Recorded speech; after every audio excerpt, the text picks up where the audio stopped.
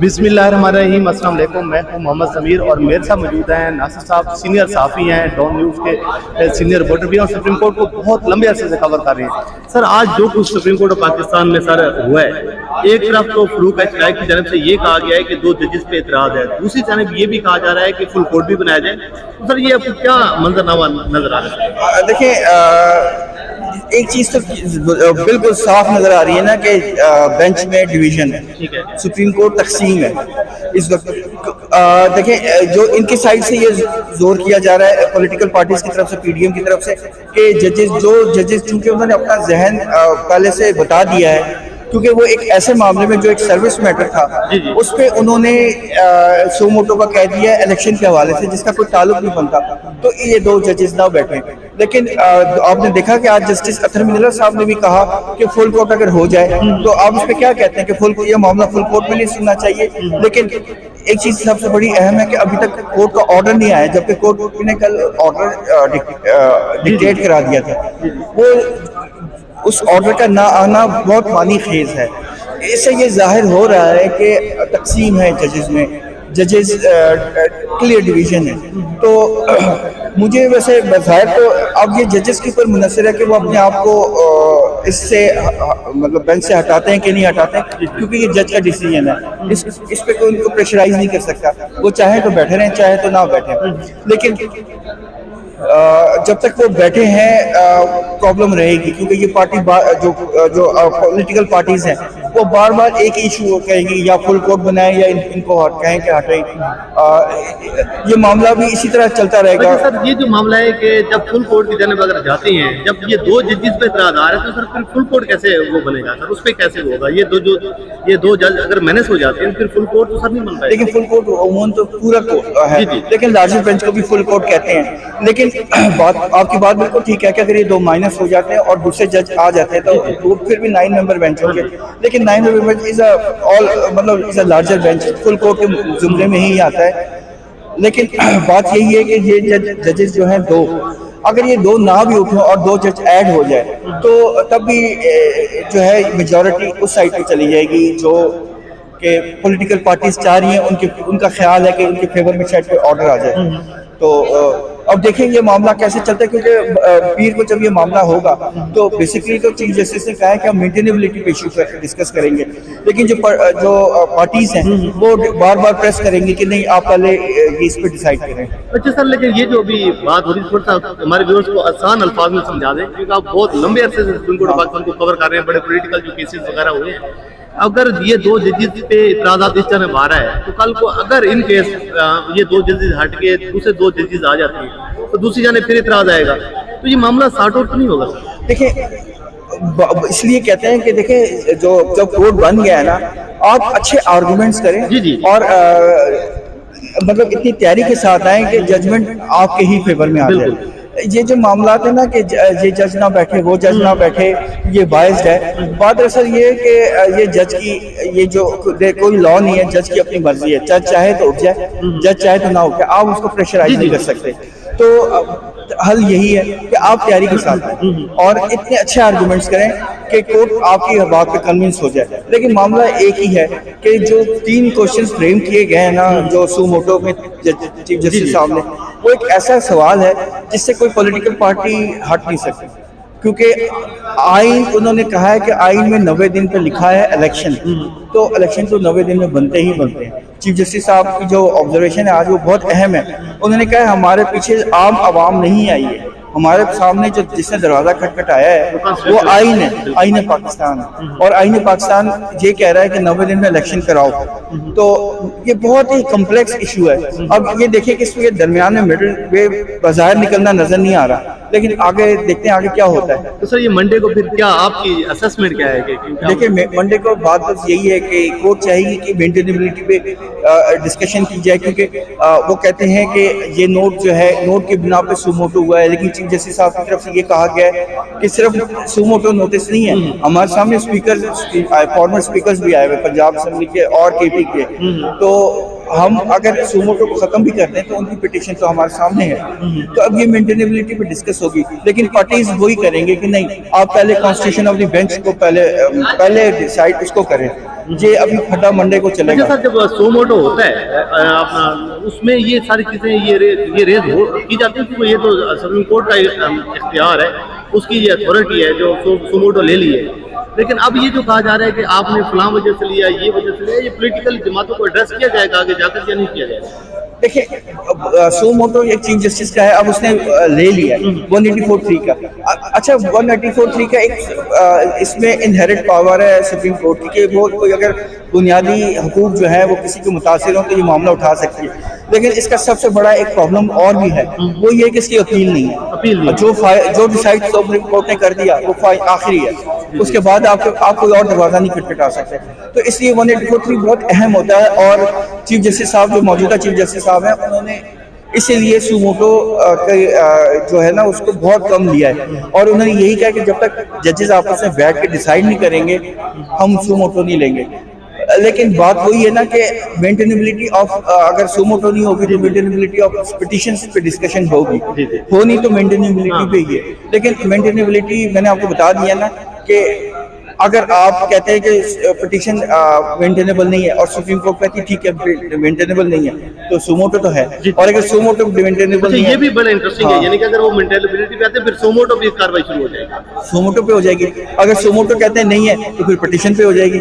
मामला वही का वही है। इंटरेस्टिंग बात है, ये एक नई चीज है। बिल्कुल, ये बड़ा इंटरेस्टिंग है sir. Thank you so much. बिस्मिल्लाहिर्रहमानिर्रहीम, अस्सलाम वालेकुम। मैं हूं मोहम्मद समीर और मेरे साथ मौजूद हैं नासिर साहब, सीनियर सहाफ़ी हैं, डॉन न्यूज़ के सीनियर रिपोर्टर भी हैं और सुप्रीम कोर्ट को बहुत लंबे अरसे से कवर कर रहे हैं। सर आज जो कुछ सुप्रीम कोर्ट ऑफ पाकिस्तान में सर हुआ है, एक तरफ तो फरूक अशराई की तरफ से ये कहा गया है कि 2 जजेस पे इतराज है, दूसरी तरफ ये भी कहा जा रहा है कि फुल कोर्ट भी बनाया जाए। तो सर ये आपको क्या मंजरनामा नजर आ रहा है? देखिए एक चीज तो बिल्कुल साफ नजर आ रही है ना कि बेंच में डिवीजन है, ठीक है, सुप्रीम कोर्ट तकसीम है इस वक्त। देखिए जो इनकी साइड से ये जोर किया जा रहा है पॉलिटिकल पार्टीज की तरफ से, पीडीएम की तरफ से, कि जजेस चूंकि उन्होंने अपना जहन पहले से बता दिया है, क्योंकि वो एक ऐसे मामले में जो एक सर्विस मैटर था उस पे उन्होंने सुमोटो का कह दिया इलेक्शन के हवाले से जिसका कोई ताल्लुक नहीं बनता, तो ये 2 जजेस ना बैठे। लेकिन आपने देखा कि आज जस्टिस अतर मिनरल साहब ने भी कहा कि फुल कोर्ट अगर हो जाए तो आप इस पे क्या कहते हैं कि ये मामला फुल कोर्ट में नहीं सुनना चाहिए। लेकिन एक चीज सबसे बड़ी अहम है कि अभी तक कोर्ट का ऑर्डर नहीं आया, जबकि कोर्ट ने कल ऑर्डर डिक्टेट करा दिया था। वो उस ऑर्डर का ना आना बहुत मानी खेज है। इससे ये जाहिर हो रहा है कि तकसीम है जजेस में, जजेस क्लियर डिवीजन है। तो मुझे वैसे बज़ाहिर तो अब ये जजेस के ऊपर मुनसर है कि वो अपने आप को इससे मतलब बेंच से हटाते हैं कि नहीं हटाते हैं, क्योंकि ये जज का डिसीजन है। इस पे कोई उनको प्रेशराइज नहीं कर सकता, वो चाहे तो बैठे रहें चाहे तो ना बैठे।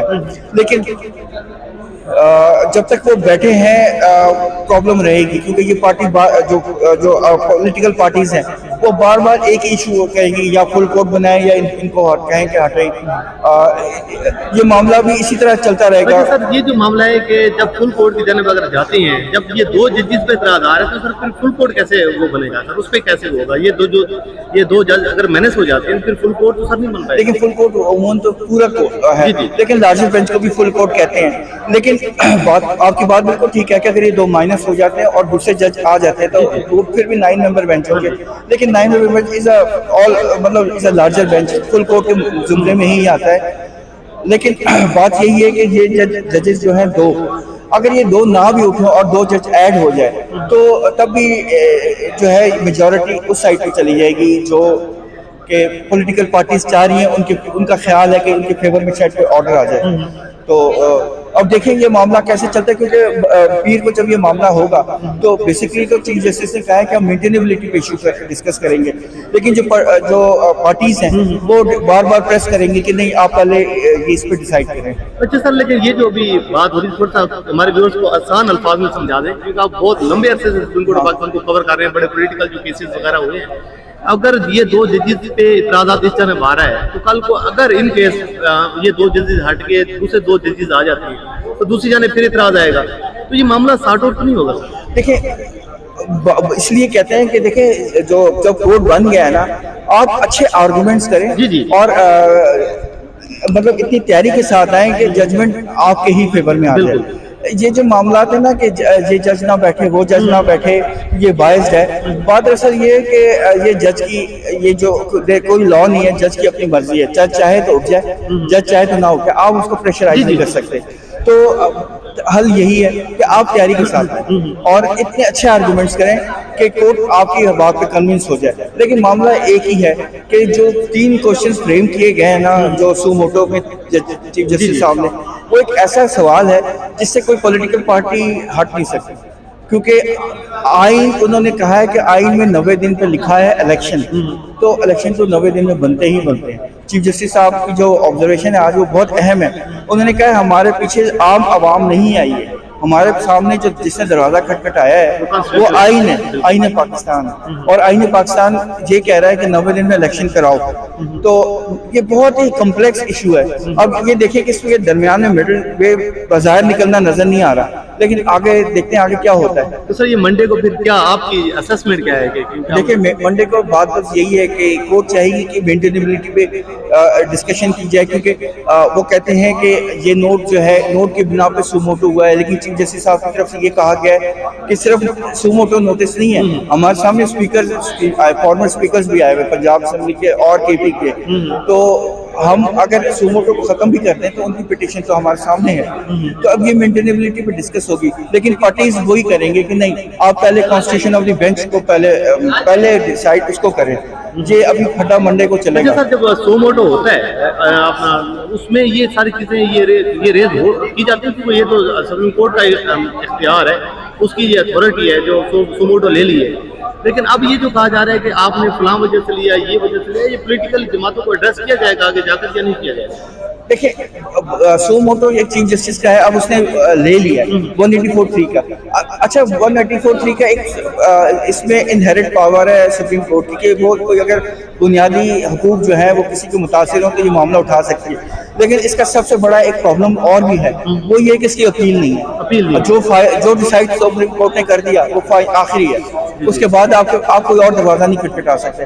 तो इसलिए 184(3) बहुत अहम होता है। और चीफ जस्टिस साहब जो मौजूदा चीफ जस्टिस साहब हैं, उन्होंने इसीलिए सुमोटो जो है ना उसको बहुत कम लिया है, और उन्होंने यही कहा कि जब तक जजेस आपस में बैठ के डिसाइड नहीं करेंगे हम सुमोटो नहीं लेंगे। लेकिन बात वही है ना कि मेंटेनेबिलिटी ऑफ, अगर सुमोटो नहीं होगी तो मेंटेनेबिलिटी ऑफ पिटीशंस पे डिस्कशन होगी, हो नहीं तो मेंटेनेबिलिटी पे ही है। लेकिन मेंटेनेबिलिटी मैंने आपको बता दिया ना कि अगर आप कहते हैं कि पिटीशन मेंटेनेबल नहीं है और सुप्रीम कोर्ट कहती है ठीक है मेंटेनेबल नहीं है, तो सुमोटो तो है। और अगर सुमोटो मेंटेनेबल नहीं है, ये भी बड़ा इंटरेस्टिंग है, यानी कि अगर वो मेंटेनेबिलिटी पे आते हैं फिर सुमोटो पे कार्रवाई शुरू हो जाएगी, सुमोटो पे हो जाएगी। अगर सुमोटो कहते हैं नहीं है तो फिर पिटीशन पे हो जाएगी। मामला वही का वही है। ये एक नई चीज है। बिल्कुल, ये एक बड़ा इंटरेस्टिंग है। Sir thank you so much sir.